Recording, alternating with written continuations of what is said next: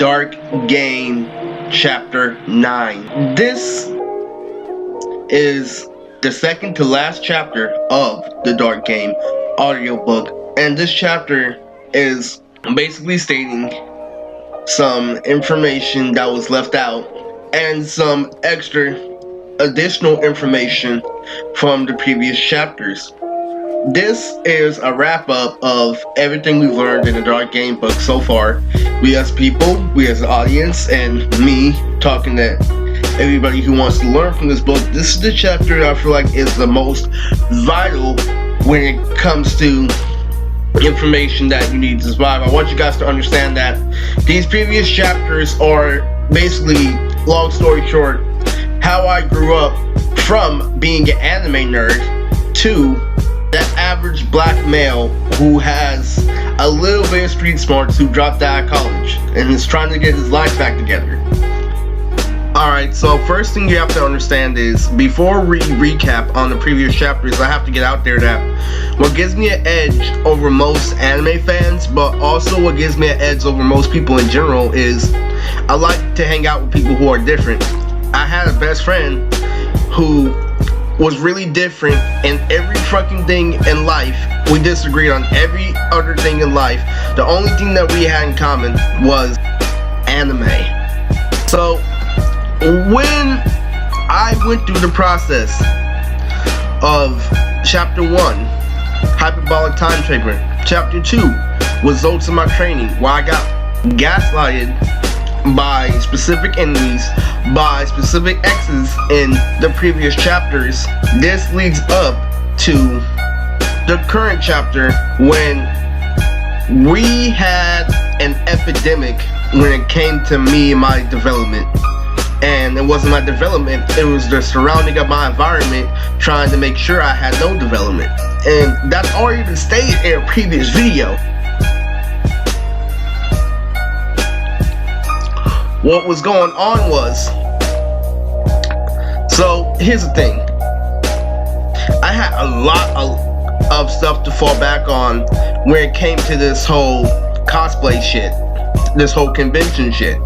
And the whole real reason why this is one of the best chapters is because there's a lot of hype built up over a long time. Now you see, the thing about me is, I'm a celebrity on and off paper, and the reason why that is because I've had multiple shoutouts after shoutouts after shoutouts, and I've already had a full-time job while I was networking, so I received profit while I was receiving regular wage. Now the problem was, I stopped receiving wage and only received profit for a little bit of time.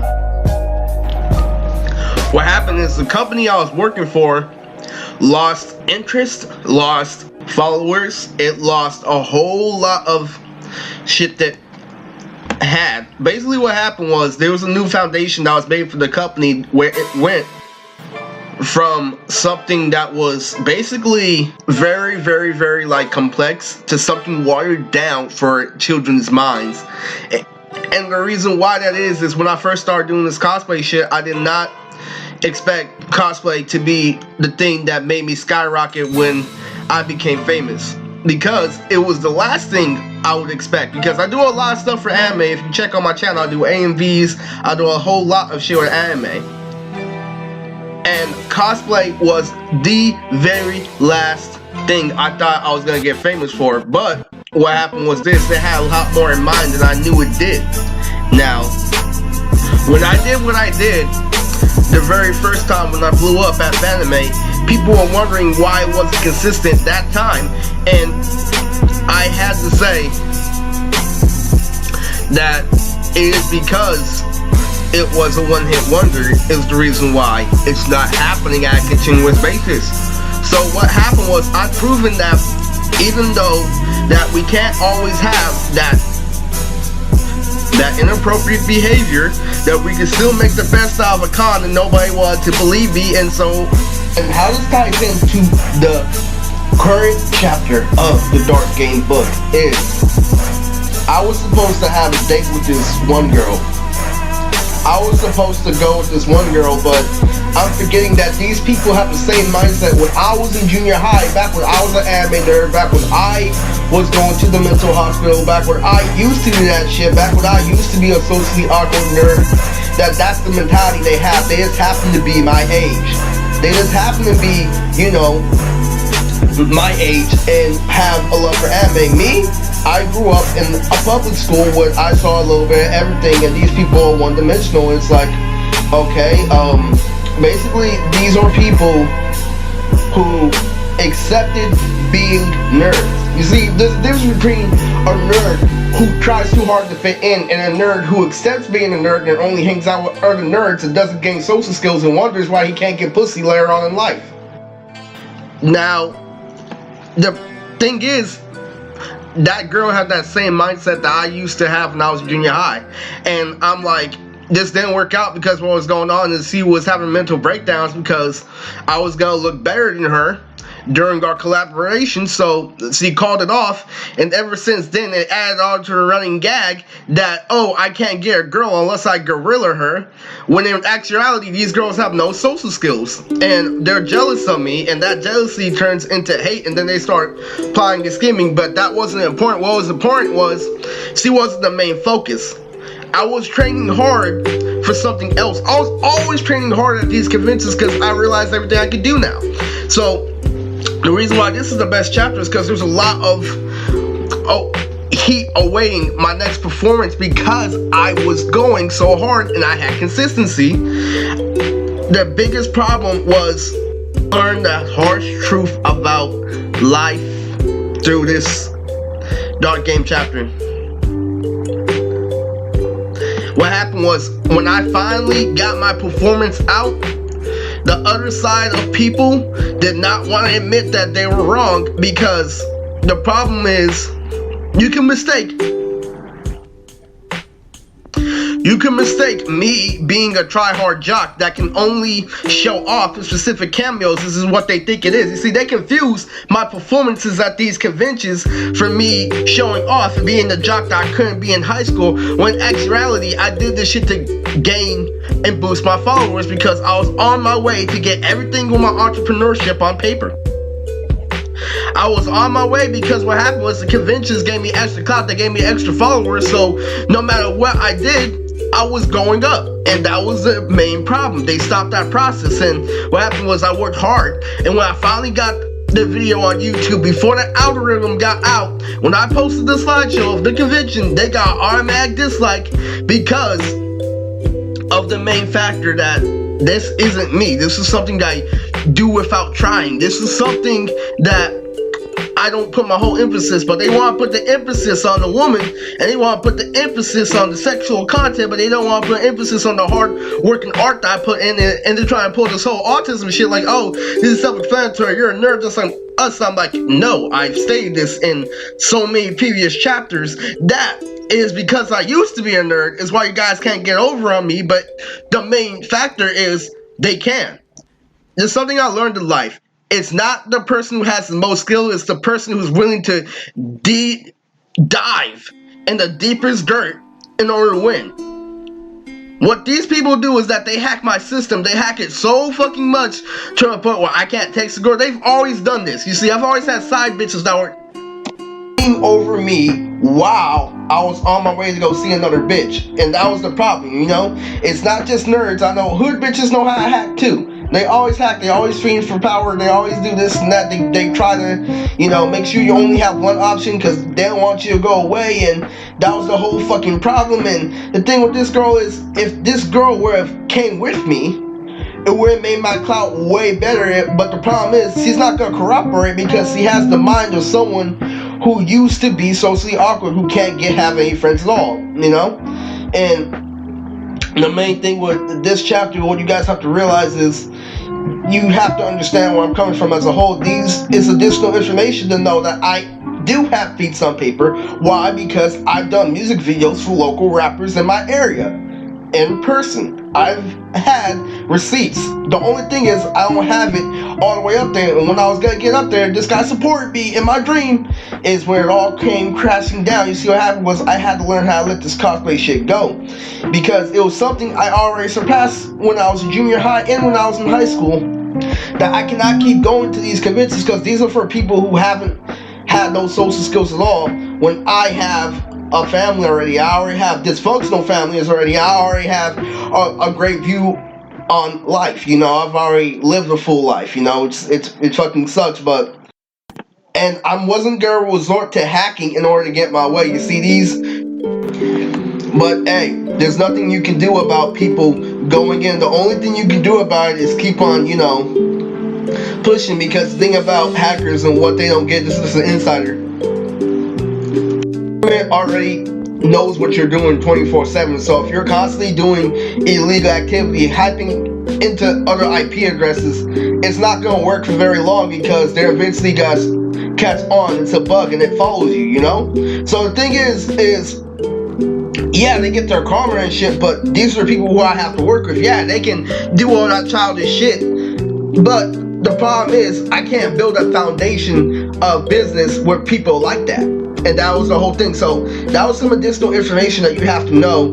And that was a recap, something that I trained hard and I lived up to the expectation. The problem was that my coworkers were trying to fuck shit up 24/7, you know?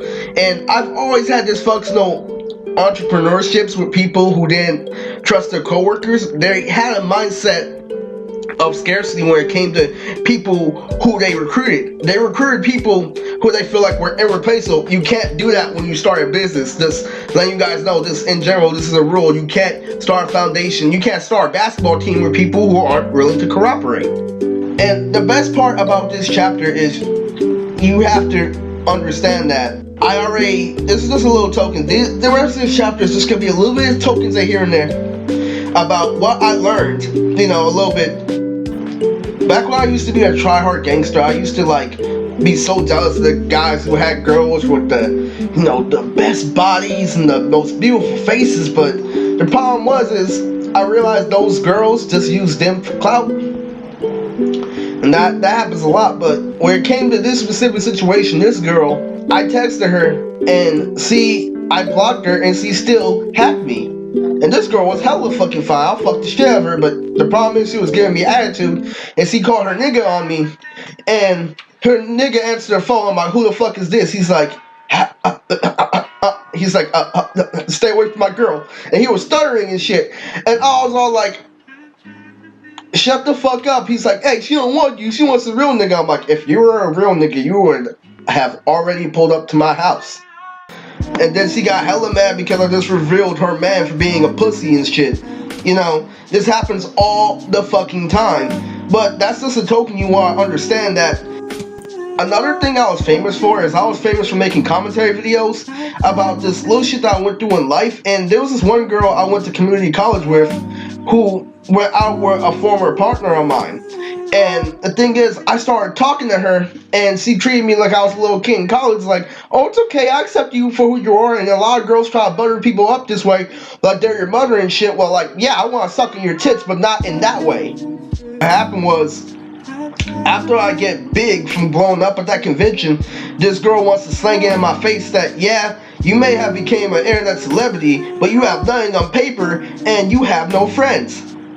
And what she does is she makes hints on Snapchat that I need to go out more and I stay too close by my house. The main problem with that is she was a clout chaser. After I started getting famous, she didn't give me no play in high school, but she started, you know, doing stupid illiterate shit just to fit in. What happened was I made a video referencing the Prince of Tennis, the anime, and how I couldn't relate to people in sports because I was an anime fan trying to fit in with the jocks. And so she took that and she didn't understand shit. But the problem was this, is she on her Snapchat story showed me all these fucking places. And she tried to flex on me. I'm like, dude, I understand that, but I stated in a video that I took down that the only reason why she has that is because of her pussy pass. Without that vagina, you can't get none of those things. I called her out on Snapchat. I literally told her straight the fuck up. I'm like, what's up with all this weird shit on my feed? And she's like, don't talk to me like that. It's like, you can unfollow me if you want to. And I'm all like, unfollowing you isn't gonna stop the countless people trying to take me down. And she's all like, you have a problem with them. You have a problem with me because I finally caught her. Backing up my statement, I'm like, oh, it's not gonna stop you from trying to take me down once I block you. And she's all like, yes, it will. And this is like, I don't know what you're talking about. And I'm all like, oh, yes, it will too. I don't know what you're talking about. Do you see how that transition changed? Yeah, and then I'm like, yeah, I can trust you, alright? And I blocked her. But before I did that, is when I caught her imitating me. All that social validation she got from going to all those places did not amount to the fact that she was still jealous of me, and she imitated me by playing tennis. She asked everybody in her community college, hey, do you want to play tennis? Hey, do you want to play tennis? They knew that she was doing it for clout, but they also knew that I dissed her in a video, and she got hella happy that I basically roasted her. And they tried to explain to this girl, I'm like, yo, you're praising someone who roasted you. We're not gonna play tennis with you because it makes us look retarded because you got that from a fucking cartoon. She doesn't know that this is equivalent to a kid thinking that he can go Super Saiyan. And this is one thing that I have to say. At the same community college, if you want to know tokens I've learned about female nature, these are two very good tokens because of the fact that there was this other girl that had an extremely fat ass that had the same exact phone model, same exact phone color, same exact plan as me. Now this girl literally teased me for months on end, invited me to all these places, but I didn't give a fuck about all these places she invited me because she kept on teasing me in between, and I just couldn't handle it. So like basically it was what my family told me. It's like, oh, you have a bunch of friends in college who like you for who you are. Yeah, I like that. But it was the fact that it was a girl inviting me to all those fucking places. It was a girl with some nice ass titties and literally a big squishy ass that was literally teasing me 24/7, acting hella fucking horny, saying, oh, you're naughty and shit like that, and then pretending that we're just friends over and over and over again. And it really drove me the fuck crazy because that shit wasn't a coincidence. The fact that we had the same phone wasn't a coincidence. When you meet someone like that, you have to understand that person's trying to get over on you. Bitch with hella freckles, you know, not the best looking eyes, not none of that, but she had a great frame. The only thing you thought about when you see this girl is fucking, and she was inviting me to everywhere, and she even invited me to a pyramid scheme, and that's when I figured out she was full of shit. And when that shit happened, I realized that I had enough, you know. She was trying to get me to step my game up. She was trying to get me to do all that dumb shit. But what happened was this: I sent her a picture of my dick because I was tired of this constant validation. Oh, we should go out sometime. She took me out to go see poetry. She took me out to go see this. Now we got a lot of stuff in common, but she kept on teasing me and I couldn't take it anymore. So I finally sent her a picture of my dick. But you know what? I can tell that she fucked up. And because she blocked me ever since then, but I can tell that she got moisturized. It was undeniable. It was common sense that after that she realized, yo, I could have had the best dick of my life, but she played hard to get too much and it backfired on her. When I finally did that, I'm like, okay, this is a girl who I also, by the way, blocked on Facebook and unblocked again, saying, you're creeping me out because you're talking about sex too much. But you know what happened when I finally sent her a dick pic after all that teasing? She finally shut the fuck up. Yeah, I might have not hit that, but you know what? I came at her and telling her I'm not gonna fall for your manipulation. If you want it, here it is. The Dark Game book is basically how I learned about the Red Pill lifestyle. Not only how I learned about Red Pill lifestyle, how I learned about racism, how I learned about like little things. The Dark Game book is just basically, it's a quick summary of how I came where I'm at today. And the reason why I explain so much about business and how I explain so much about why my partners are failing is because it aches me. But you know what? When I finally grew up and I came back to the neighborhood and I realized that all those people who tried to set me up couldn't set me up, it gave me some perspective that it's like, yo, when you learn how to make your own style, you don't fall into the traps that other people fall into. I did not graduate from college, but I got other skills in life, you know.